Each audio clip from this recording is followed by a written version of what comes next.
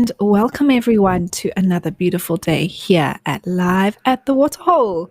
It is good to be with you all. We are starting off at the beautiful Okukuyo in Namibia, where things are a little bit quiet, but there does seem to be, I think that is a zebra on the far side. My name is Amy, and I will be with you for the whole show today. I'm looking forward to seeing what is in store for us. And hopefully some surprises or something special along the way. The more I'm looking at that animal, I think that may actually be an oryx or a gemsbok.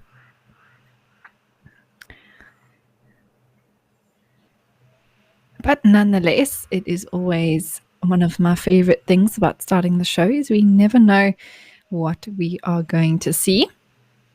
And so thank you all for joining us today. Remember that this is a live and interactive show, so please do make sure that you send through your comments and your questions. As always, I'd love to hear from you. It really is fascinating to find out who all is watching and where you all are from and what the weather's doing your side.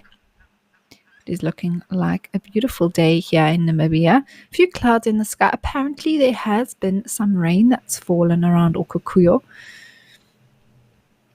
which is fantastic news. Maybe we'll see some green sprouting forth at some point.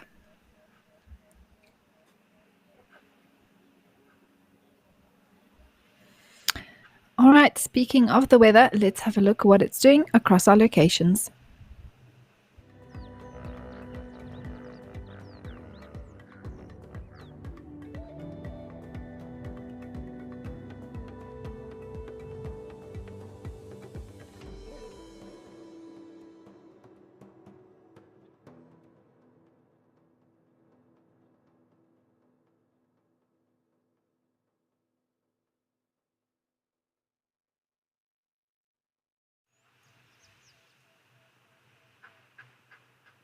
Well, sunny and warm for the most part, although temperatures dipping slightly along the way. I do see that those were two gemsbok there on the far side. And then also some springbok now arriving for a drink here in Okukuyo.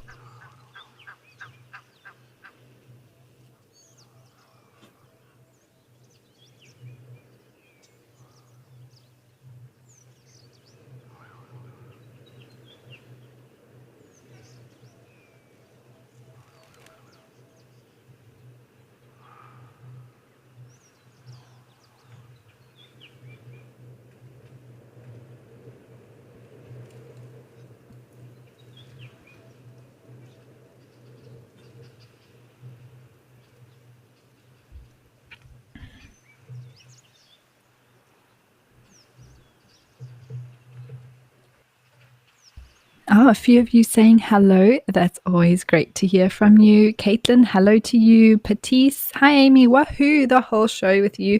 What can you see for us? Well, right now I'm seeing two gemsbok and some springbok. Patisse, Caitlin, you're wondering what is in store for us or what's going to surprise us today? Who knows? But it's part of why I absolutely love the bush. Caitlin, you're actually from Australia, Western Australia, and it's a long weekend for you all. Whoa, long weekend from Wednesday. That's amazing. What a treat. Or maybe it was from last weekend. I'm not sure. But either way, lovely to have a few days off. Thanks for choosing to share it with WildEarth.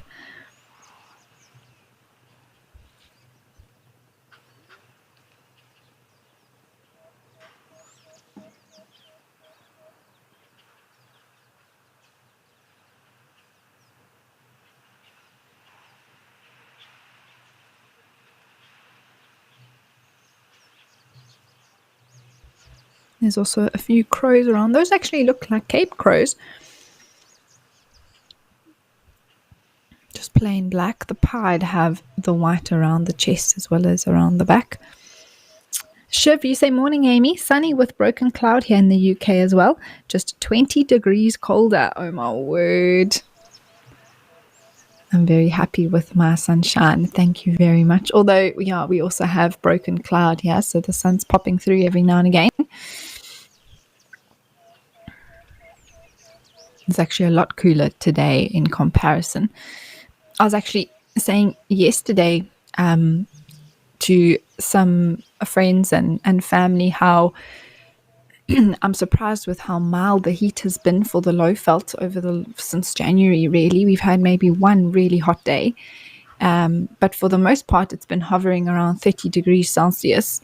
Nothing majorly warm like we had. I think it was in November, early December last year. Oh my word, it was cooking around the 40-degree mark. For about 2 weeks, we had a heat wave pass through, but it's actually been wonderful weather now over the last few days in the low felt.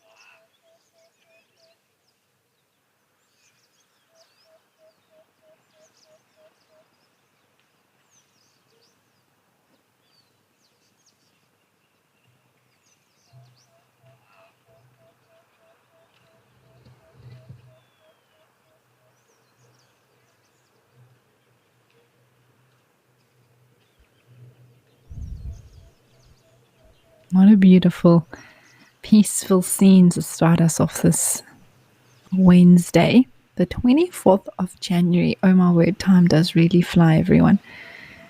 And this beautiful little Springbokkie is enjoying that little drink there. He's now moving off. Does look like a male just by the thickening of the horns. And what pretty colors that white with the darker band. We can also see those crows there now.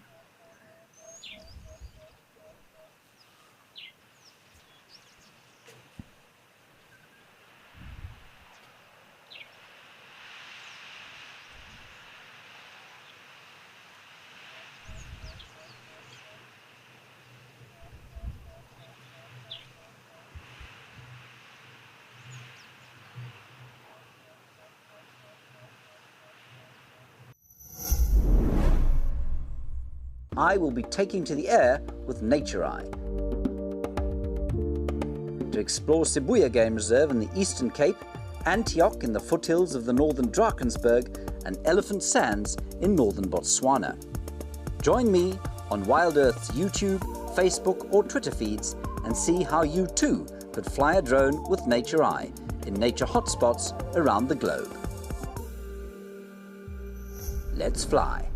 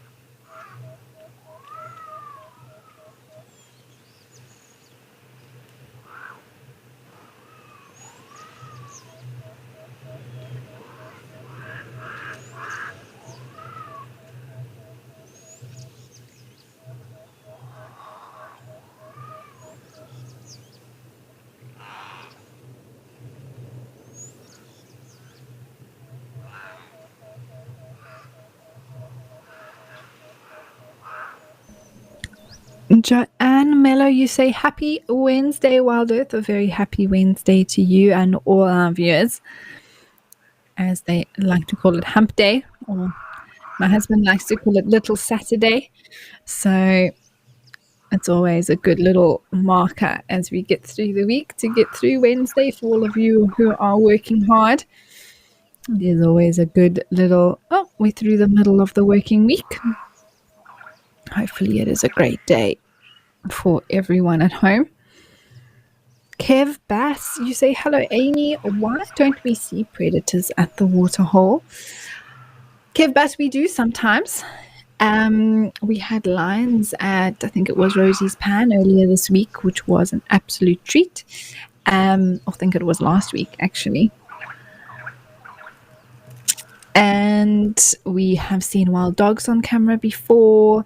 There was actually a leopard walked past at the Waterhole at Juma yesterday, but unfortunately it was just a glimpse and it was gone, so we weren't able to get it on a screen for you all. But I do believe I think it was the same leopard that was found later on the Sunset Safari, which was a beautiful sighting there, which is amazing. So fortunately we were able to catch up with her. But Kev Bass, in general, you are right to think that, just got confirmation from Gulu, it was Miss Queen Chalamba, Lalamba, and beautiful sighting of her in the tree, and eventually she did pop on down and go for a little bit of a stroll. But Kev Bass, you are right to think that there are far fewer sightings of predators, and in fact it is a rare occurrence to be able to spot one, and we're very lucky if we do. Now, firstly, it's because the ratio of prey animals to predator animals there's far more prey species than there are predators out there, and that's in order to keep balance within ecosystems and nature. So we are less likely to see predators than we are to see other animals. Secondly, for the most part, and this is very much general, Kev, predators are more active in the times where we're not at the Waterhole. So early morning, evening, and then throughout the night. Even wild dogs prefer the sort of dawn and the dusk time. Cheetahs are active in the day, but even so, not really in the peak middle of the day time. So that's sort of why we don't really see that many predators at the Waterhole, but they are around, and we do sometimes have luck to be able to spot them.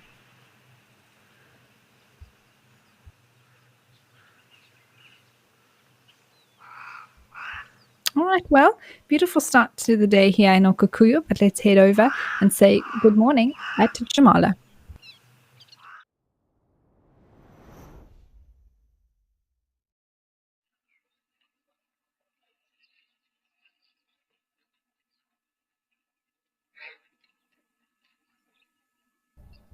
Oh, wow, this is awesome.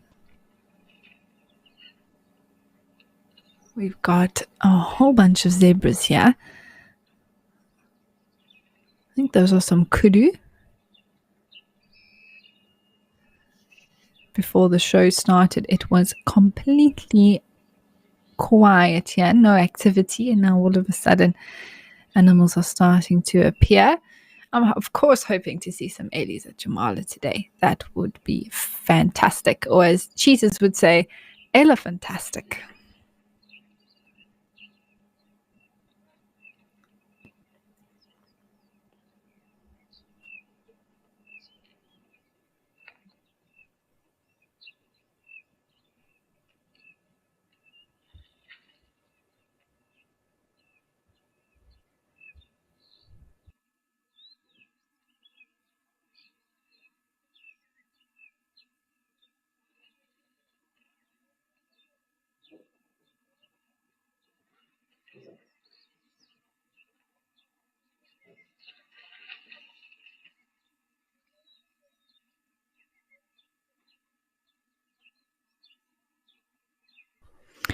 Wesley, you were asking which birds we would find here. Oh my word, there's a tiny zebra foal there, everyone. Oh my goodness. Wesley, I'll come back to your question about birds just now. I think let's just enjoy this zebra sighting while they all are here. It really is beautiful.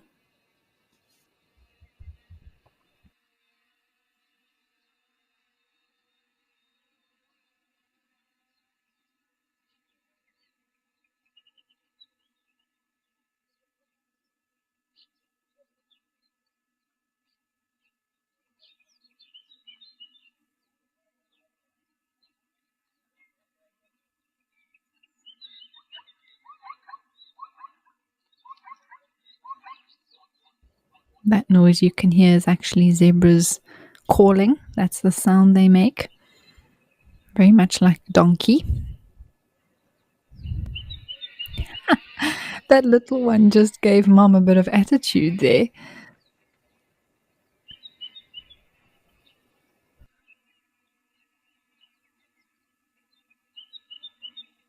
There are a lot of babies in this group, everyone. Wow. I haven't seen so many babies in a herd of zebra in a long time.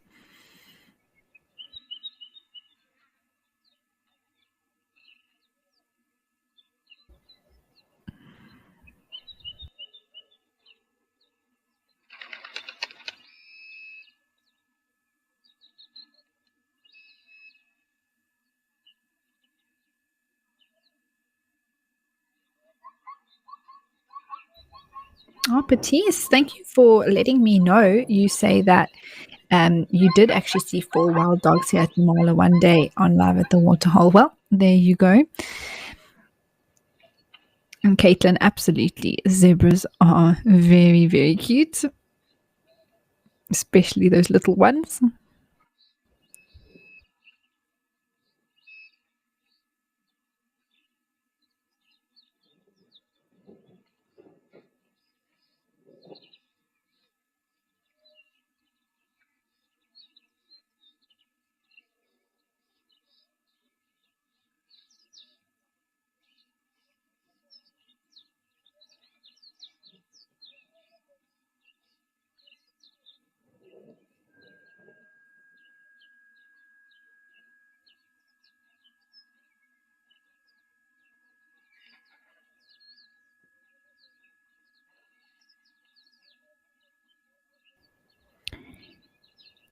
Caitlin, you want to know how old I think the baby zebra is? Well, there were a few there of different sizes,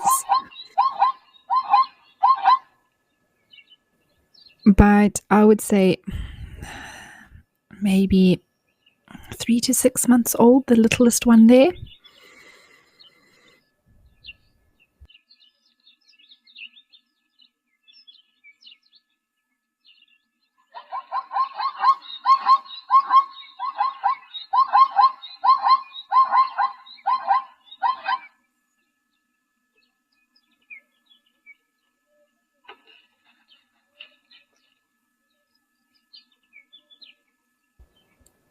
The one that I'm talking about is not on screen at the moment, just in case anyone is confused.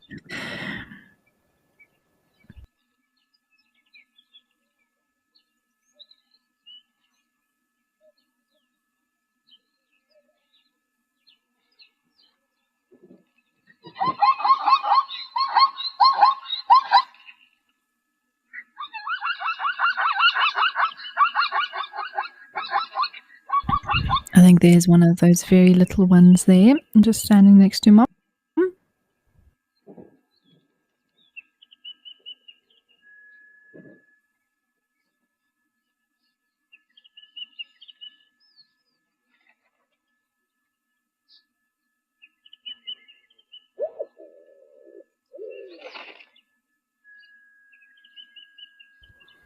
It's a bit tricky to see from here, Caitlin, but one of the things we can help tell us the age of the calf, the size. But very young calves tend to be quite brown in color on their stripes, not quite black yet. So the browner.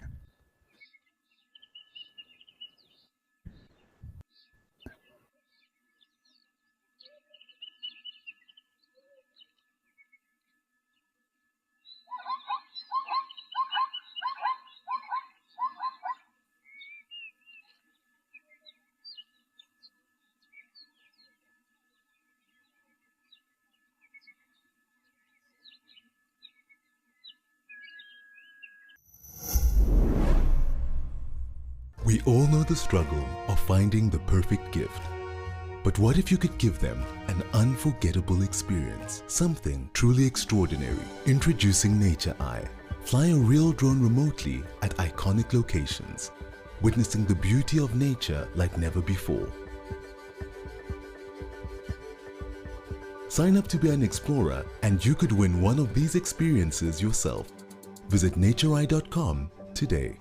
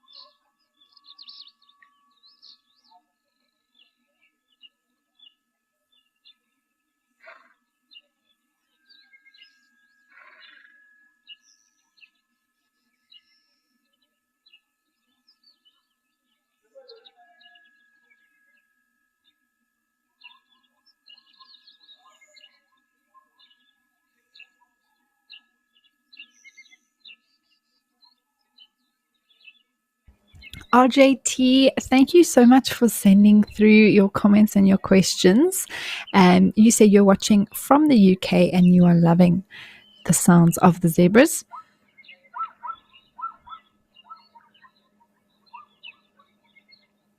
Hank from Hoedspruit, you want to know how they produce that sound that they make. Hank, it's all to do with their vocal anatomy. It's and also to do with the exhaling of air. That can be through their mouth or nostrils, but it has to do with definitely with their vocal cords. And so they make a noise. Horses don't actually make a noise like that. We call it braying. Donkeys and mules do. They don't. The zebras don't neigh like horses do. I apologize for a bit of picture break up there, everyone. This kudu slowly sliding into the waterhole as she's drinking.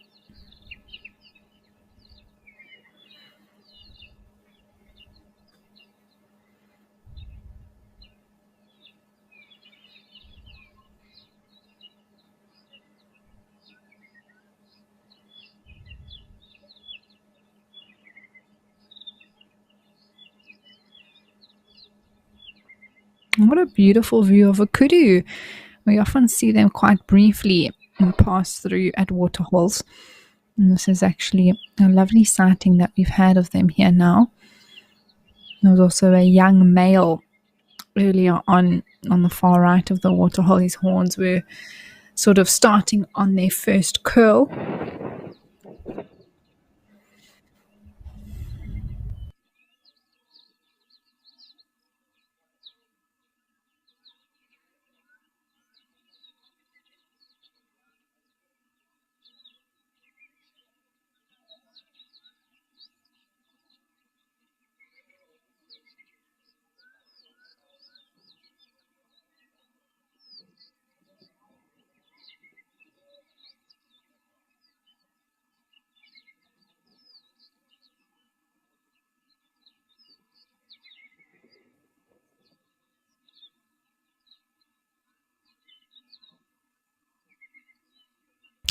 RJT, me too. I wish there were more people watching with us. Hopefully the word is spread slowly but surely amongst everyone all over the globe, that they can join in and have a piece of Africa in their lives every day if they wish. But WildEarth is a fantastic channel, and I do hope that more and more people get to join us and get to partake and interact with the shows. But I am just so glad that you have found us and that you are enjoying it.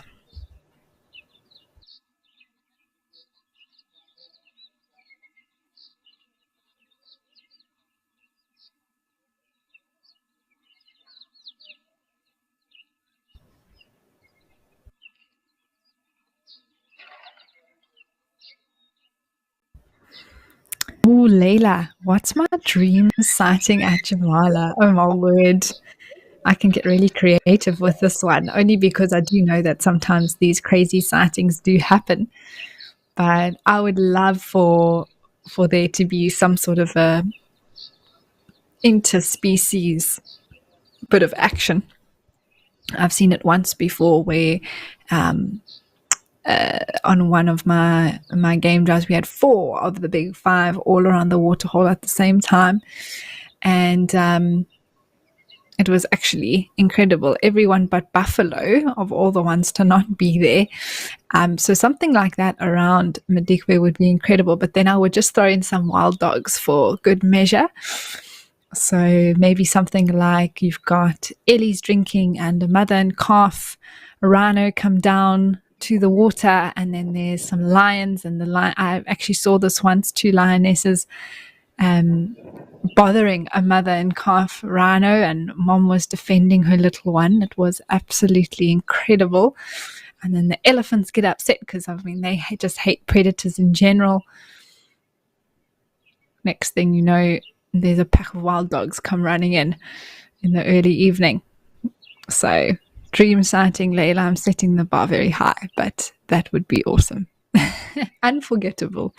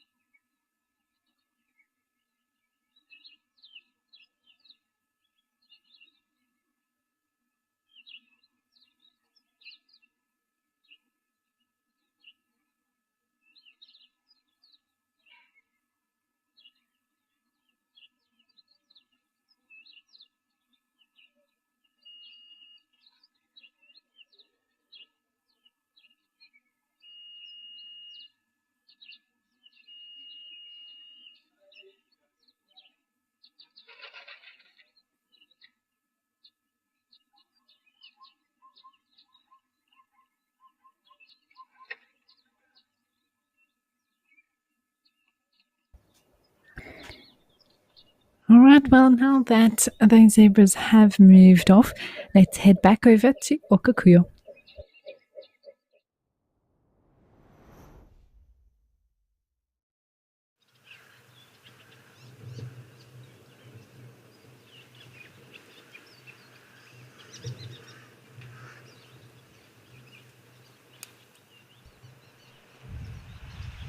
Now, Wesley, you actually asked a question when we were here, and I stopped answering it just because we had that beautiful zebra sighting. But I'm going to circle back to it now. And you were asking about bird species that we see here in Namibia that we wouldn't see in the Kruger. And there are plenty of them. It's part of the reason why I want to go to different parts of Southern Africa to increase the list and get a few rarities along the way. First of all, babblers. You would see things like southern pied babbler, bare-cheeked babbler, or black-faced babbler. Whereas in the Kruger, we only see the arrow-marked babbler. Other things like blue-cheeked bee-eater as well, olive bee-eater, and the swallow-tailed bee-eater. And this is specifically a list I'm looking at is for Etosha. So for those of you who don't know, Okakuyo is located in sort of this northern central part of Namibia. And so I'm just looking through the bird list that I have for that area and mentioning some of the birds that we don't see in the Kruger, for example.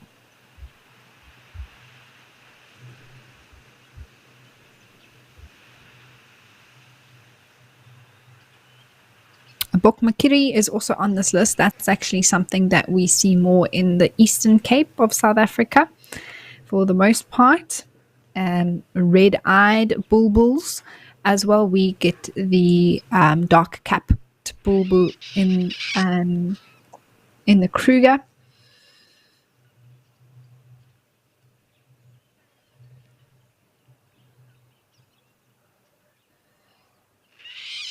Black-throated canary and white-throated canaries as well.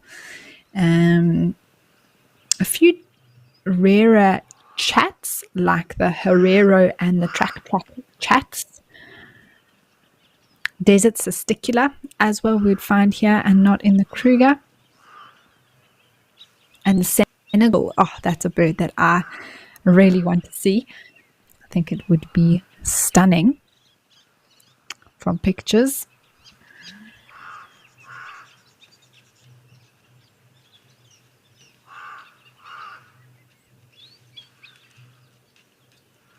The blue crane, which is actually the national bird for South Africa. It's not a bird that we see in the Kruger for the most part. I think there may have been one or two very rare sightings, but it's definitely not a common one. Wattle cranes as well, that's also more towards the inland drier areas and can also be seen at Etosha.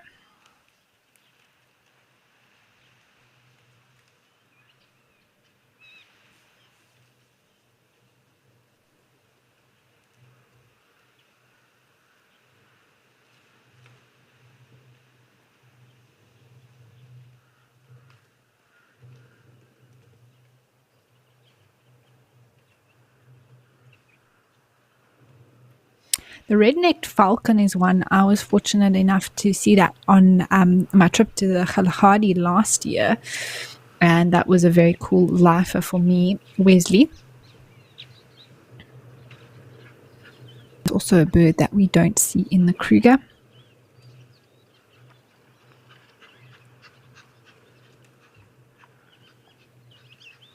Collared flycatcher.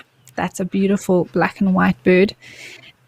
Also one unique, well, not unique, but found in that area that's not found in the Greater Kruger.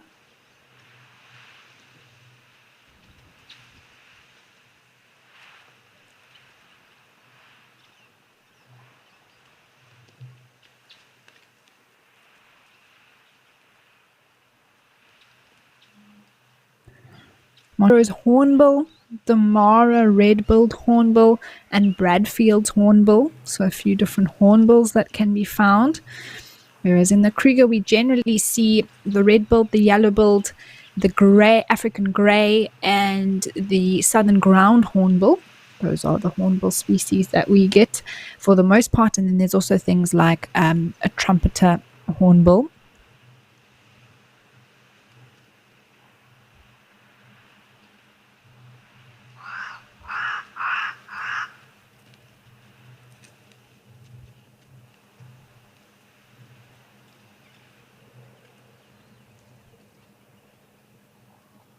So Wesley, I hope that answers your question. I've just about gone through everything. But you can see that there is quite a difference in some of the bird species. And that is all to do with habitat and biomes, and how there's different ecology for each area, and therefore that attracts different bird life, and what makes birding so fascinating, and also why it is so special when sometimes you see a bird that's far off course and generally not where it's usually found. And that also makes for some excitement amongst the birding community.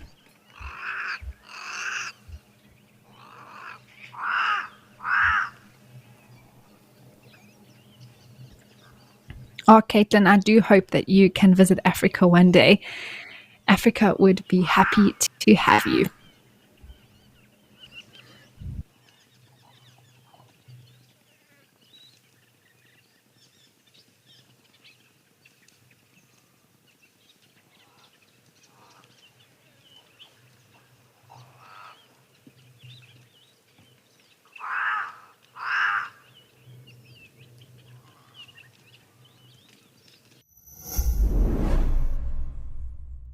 Life is more colorful with a zebra by your side. Join us as we celebrate one of Africa's most distinctive mammals on World Zebra Day. Revisit our greatest sightings whilst we spot all things black and white on safari. Grace, strength, resilience. Stay tuned and connect with nature.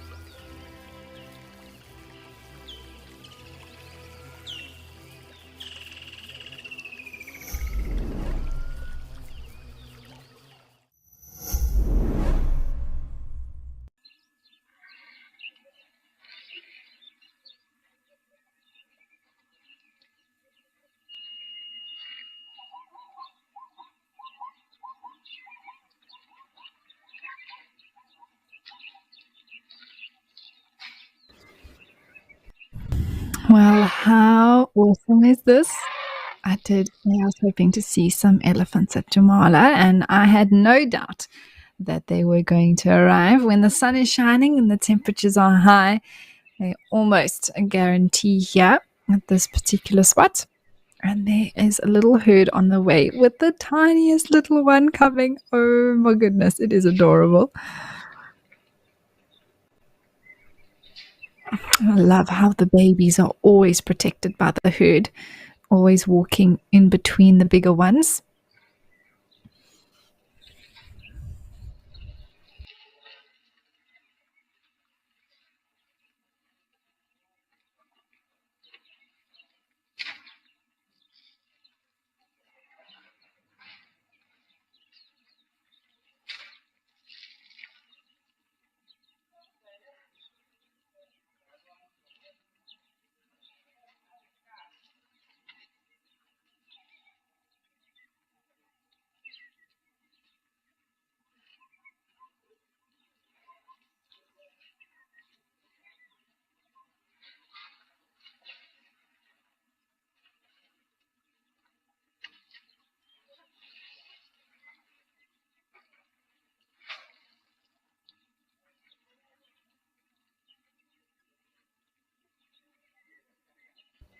Buddy, you say that you love baby elephants. They are so adorable, aren't they just?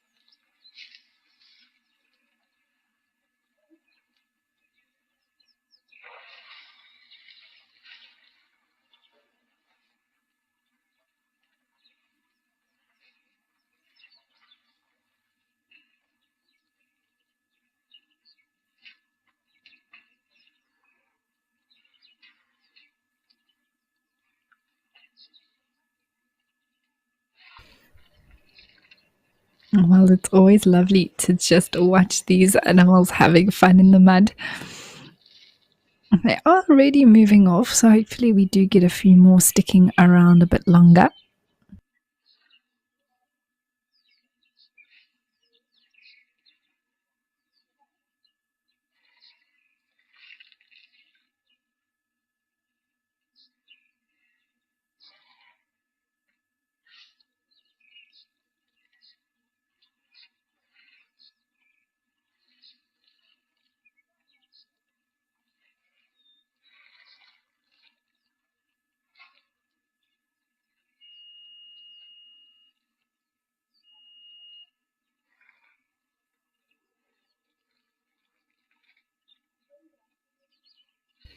Oh, here we have an egret, everyone. That's cool.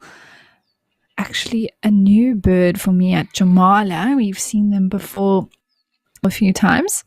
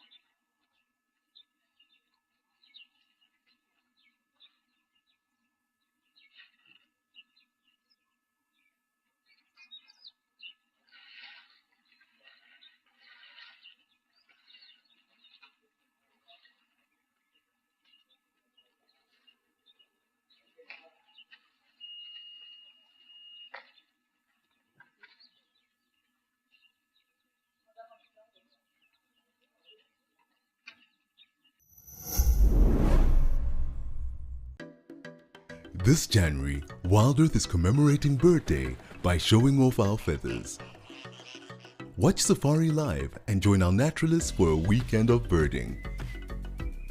Catch up with the flock as we try to spot the birds migrating back to Europe at the end of summer. Enjoy the wilderness through a new eye with our bird bowl. WildEarth, connecting with nature.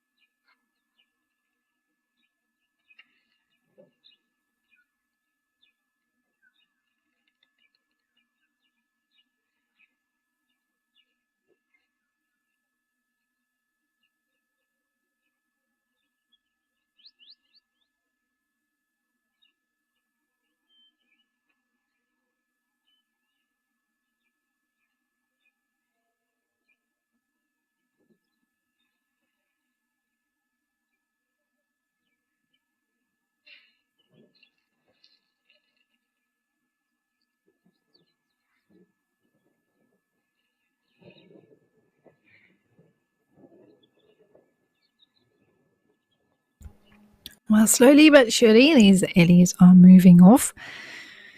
However, there is still a long afternoon ahead of us, so I don't think these are the last elephants we're going to see here, everyone.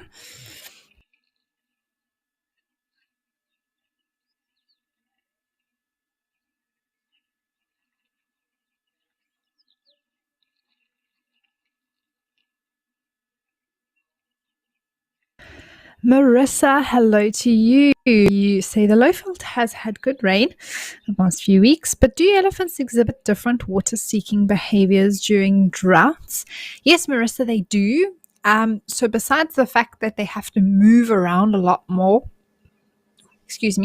in the wintertime, because there's less water availability, so they need to be, well, they rely on the matriarch to guide them and lead them to the different water sources that she knows holds water throughout times of drought, or are good areas for them to be able to find extra water. So their movements change in that way, their behavior is different. But then also, oh, hello, there is a huge bull there drinking, and a younger one. The other behavior that we notice, Marissa, is the digging for water that occurs mostly in the wintertime. So that is when elephants will go into dry riverbeds, as no water is flowing in them, and they will dig with their trunks and their feet and make little holes with, well, actually not little holes, quite large holes within the sand, and then the water from the water table below will actually come up and filter through the sand, and then the elephants have water to drink. So that's also a different behavior that we see in times, well, I guess not only in times of drought, but it is a behavior particularly in drought where rivers would normally have water. When they don't have water, then we see that digging behavior.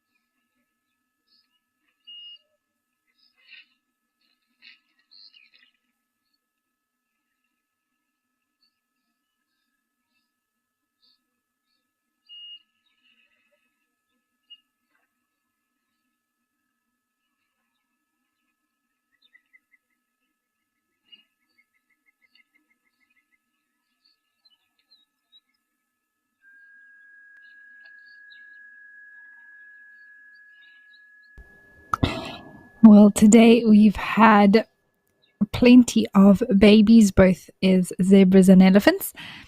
If you would like to keep chatting with me, let us know. Well, us and me what some of your best live at the Waterhole sightings have been.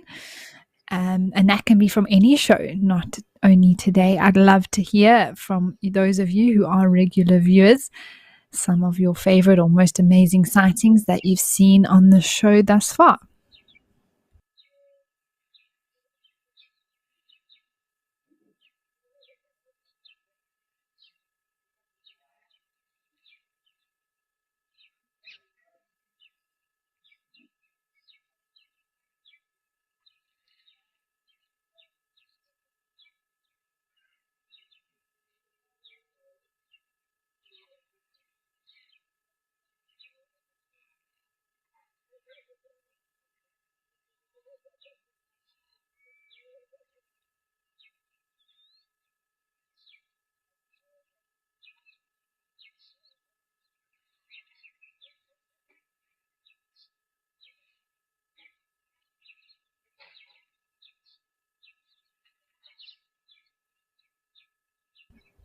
Now, this bull here, everyone, is one that I recognize and we see quite often at Jamala. And you can actually see why and look at his tusks, very uniquely placed on his face. It's so very easy to recognize this particular bull. I do apologize for any background noise there that you may hear. That is the sound of people talking or perhaps construction noises, and that's just from the lodge here at Jamala. Some of the guests do come out, and of course, look at the beautiful elephants and animals that we see around here as well. And sometimes we do hear them chatting.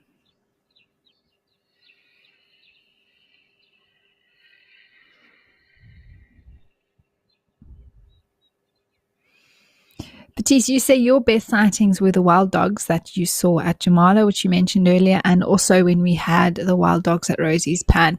That was definitely, I wasn't actually hosting the show that day. It was just after my stint. And I think it was Liam who was guiding you all. And I remember I still had the channel on, and I couldn't believe that we had a wild dog kill right on camera. It was unbelievable, quite gory, I must say. And it is why we do have a warning for these shows that although it is for the whole family, there can be some sensitivity sort of disclaimers that need to be made in case there are sensitive viewers or children.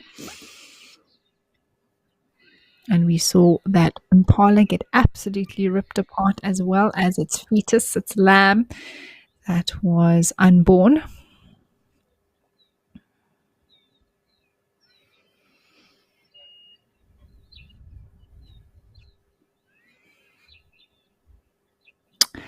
Wally, you say your best sighting was a gathering of a large group of vultures that you had on the Waterhole show. That can be fascinating, especially when there's lots of different species. Sometimes we can see all 4 or 5 of the different species that we get in one sighting. And a large group of vultures are absolutely fascinating. I'd love to see that.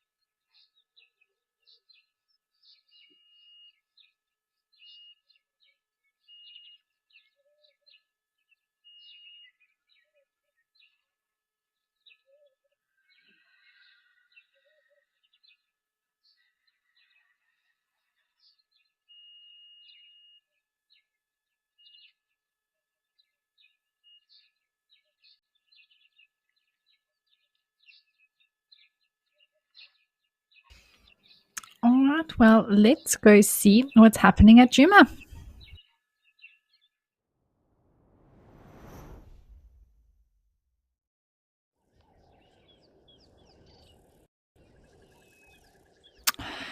Now, Caitlin, if we could check if the hippos were okay. Yeah, Juma. I did actually see one before the show started. I did see a hippo standing up. I didn't see the baby myself, but that could very well have just been behind some of the bushes.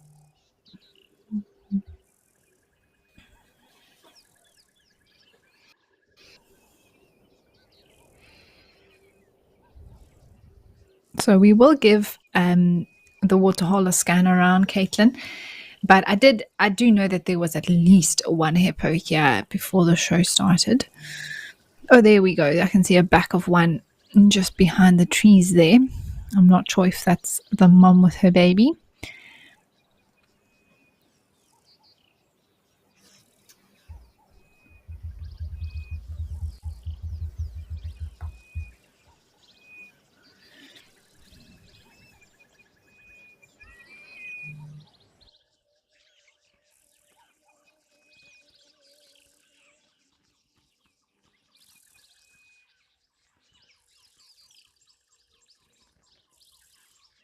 Marissa, you say the most amazing moment for you was when the big tusker at the Kenya Cam came to visit for a drink. We had a moment like that yesterday. Not quite a massive tusker, but a huge bull nonetheless. And we were looking at some baboons, and he just appeared and made his way towards the water, and it was absolutely beautiful. But I do know, particularly in the second half of last year, we had a lot of elephant bulls that were coming. Oh, just seeing if that is the baby popping out. Yes, that is the little one popping out its head there. I think it was. Towards the end of last year, we had a lot of those elephant bulls coming through, Marissa. And I do know one of two of them had incredible tusks. So I can imagine, especially that position of the camera there at Oldonyo, you really get a feel for the size of these giants.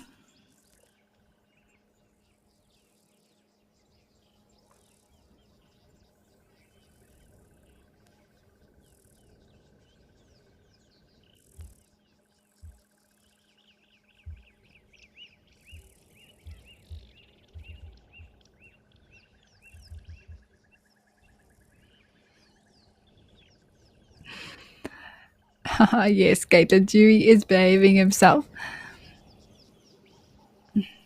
For those of you who may not be aware, the sort of resident male hippo that's often in this particular waterhole has been named Dewey by our regular viewers.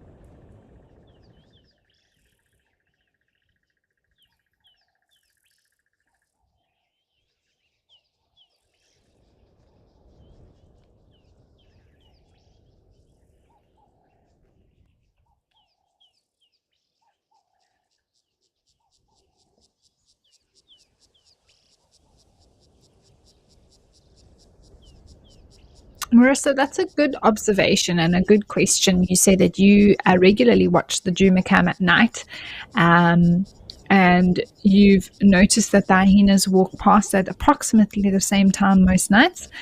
Do hyenas or most animals, generally speaking, keep to certain routines?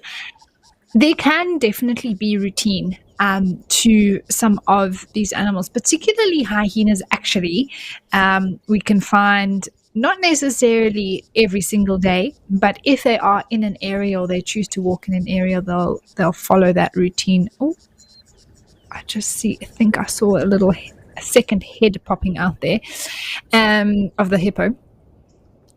But there are some fixed routines, but definitely not. I would say every single day I wake up and I do this, and then we sleep in the day, and then I wake up and then I walk past the tree, and then I go here. It's different. We find sometimes there's patterns in behavior, Marissa, for a shorter period of time. For example, with elephants, I've observed this with herds around a lodge, where for, let's say, a whole week, every single day at between 11 and 12 o'clock, we would have a herd come and drink from the swimming pool at the lodge. And that goes on. And then all of a sudden, for like 2 or 3 weeks, we don't see them at all. And then sometimes it's the same herd, sometimes it's a different herd, and they'll go through patterns of behavior like that. Sometimes I've seen on the Crocodile River a herd of buffalo that would come down every single day in the winter season, but then when the summer comes and there's a lot more water around, their behaviors and patterns change. Absolutely. For example, with hyenas, they can have a pattern or a general routine that they like to follow. Whether they do it sort of purposefully, consciously deciding to sort of, okay, keeping my routine, I have to walk here or there. I think it's almost just out of habit. Sometimes they know that this is the path to take, and especially using the roads. The one that walks past here at the dam cam at Juma, there's a lovely road that comes right in front of the camera, and so often animals will use the roads at different times of the day because it's like a giant game trail.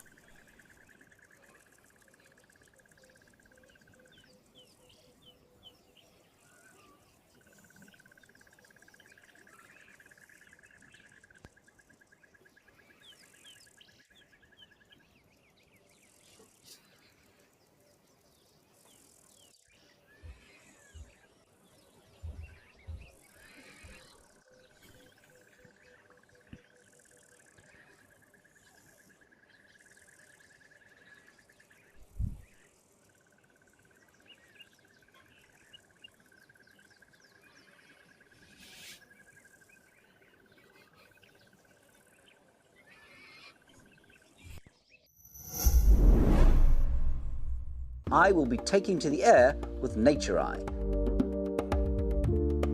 to explore Sibuya Game Reserve in the Eastern Cape, Antioch in the foothills of the northern Drakensberg, and Elephant Sands in northern Botswana. Join me on WildEarth's YouTube, Facebook or Twitter feeds and see how you too could fly a drone with Nature Eye in nature hotspots around the globe. Let's fly.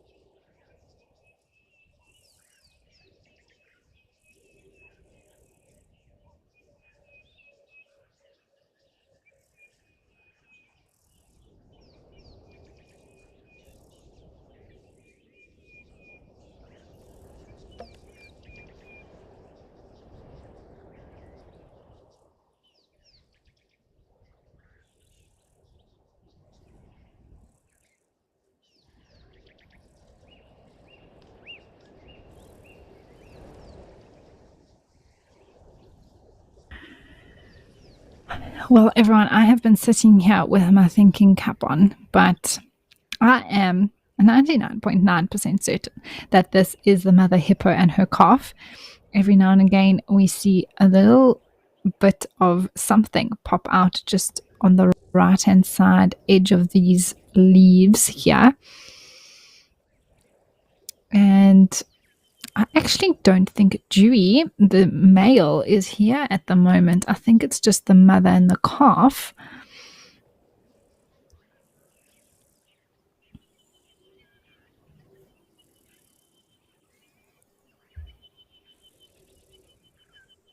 You can also hear beautiful breasted bushshrike calling in the background.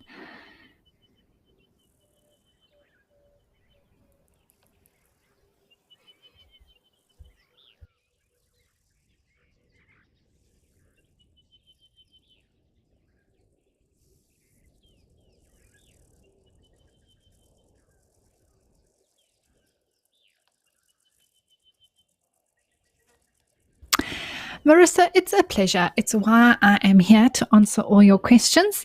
And well, I am glad that you are enjoying the show, even if you are procrastinating by watching the app.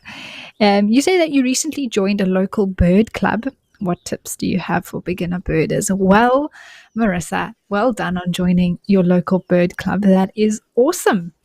A whole new world awaits you, and I do hope that you have plenty of wonderful hours enjoying birding. I think my very, very first tip, Marissa, would be to get yourself a good pair of binoculars. It is vital. I don't think that you can successfully bird or look at birds without binoculars.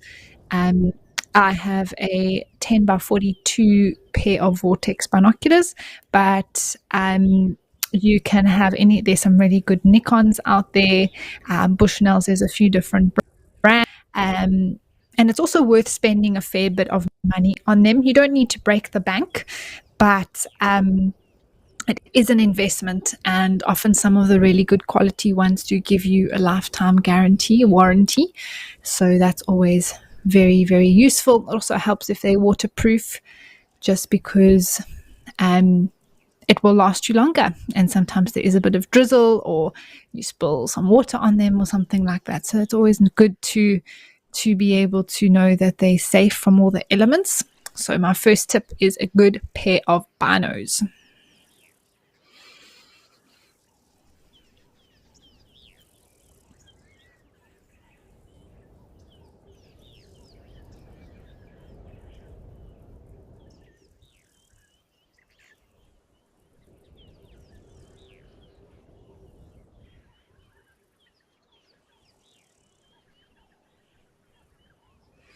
Then, Marissa, I think the next sort of tip would be to make sure that you have a good reference book, or both the book and the app for me are really highly recommended. The convenience of having all the info at your fingertips, as well as the calls of the birds from a phone, is fantastic. It does help a lot. But then also having, I know some people love a physical book, as do I. And also, it's a fun way to be able to record what you see where. Any birders who have been doing this for many years, if you look in their birding book, all the little pencil and pen scribbles of dates of sightings next to their birds. So that's fun to start doing that and sort of begin that process, and in a few years' time see everything that you've seen.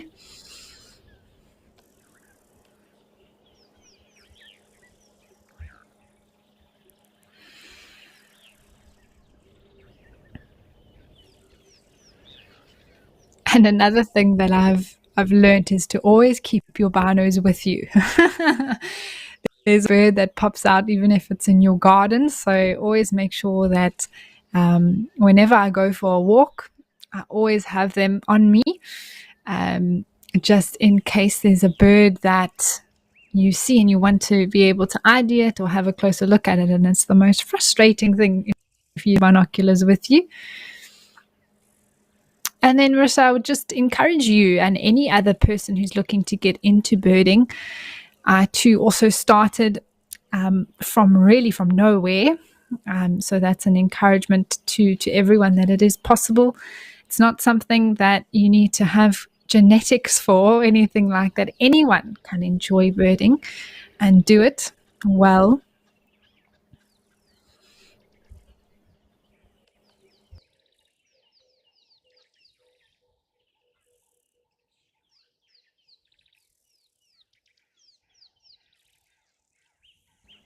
It just does take a bit of patience and perseverance, but I must say it is very, very fulfilling. And there's always new things to learn and see, and just adds another dimension to going into the bush. But even from your home or in your neighborhood, wherever you're staying, to take time to look at the birds is wonderful.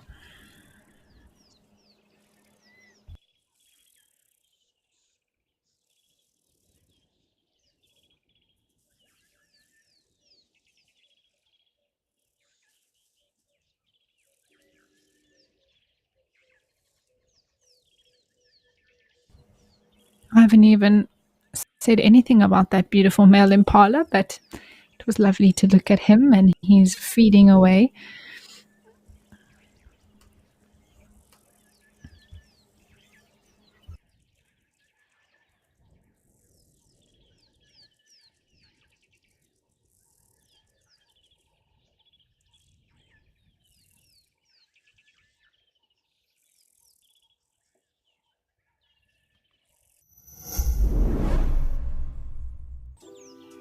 Tis the season of love, and couples that win together stay together. Grab your partner and join us for an interactive quiz this Valentine's Day. To be a part of the romance, go to our website and register in teams of 2. Name your team after your favorite rom-com or the rom-com couple that represents your relationship. Fall in love with nature this Valentine's Day with WildEarth.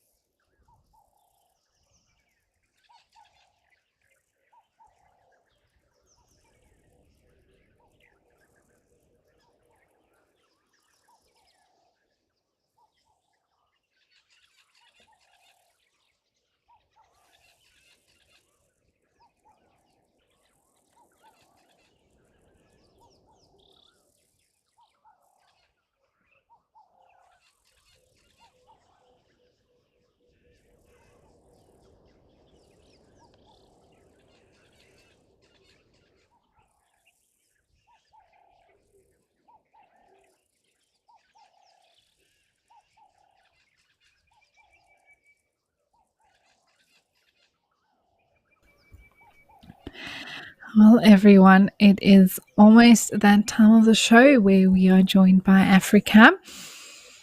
So a reminder that if you are watching on YouTube, to head on over to either the WildEarth app or the WildEarth website to continue enjoying the Live at the Waterhole show. Otherwise, you can watch on DSTV channel 183, or if you're in the UK, on Freeview.